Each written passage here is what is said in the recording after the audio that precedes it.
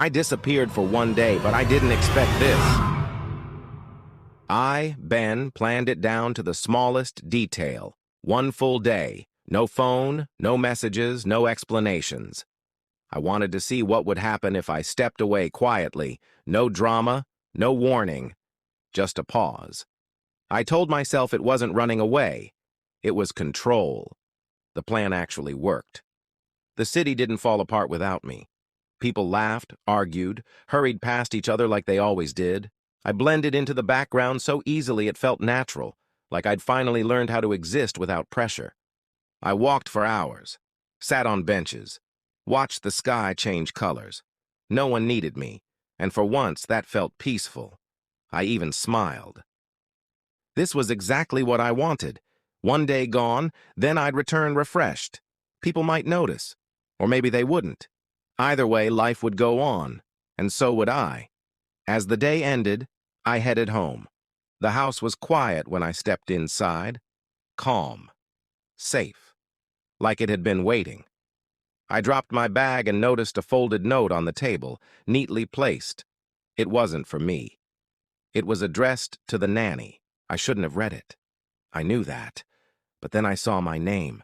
The note talked about a schedule, a location, instructions, wearing black, being on time. My breath caught when I reached the last part. Funeral. Today. I stared at the paper, confused, almost amused. Someone had made a mistake, a cruel joke. That had to be it. I checked the address. It was close. I went. The place was full when I arrived. Cars lined the street. People stood together quietly, voices low, faces tired. Some were crying. Others stared at nothing, like they'd already used up all their tears. I pushed forward, heart pounding. I pushed forward, heart pounding. Then I saw it. My name, right there. That's when everything stopped making sense, and then suddenly made too much sense. No one looked at me. No one reacted when I stood beside them. I called out, reached out, tried to interrupt what was happening. Nothing. The day had gone perfectly because there was nothing left to fix. I wasn't disappearing for one day. I had already disappeared, and today wasn't my break. It was my goodbye. Standing there, watching the world close a chapter I thought I still owned, I felt the shock fade into something quieter, something steady, acceptance.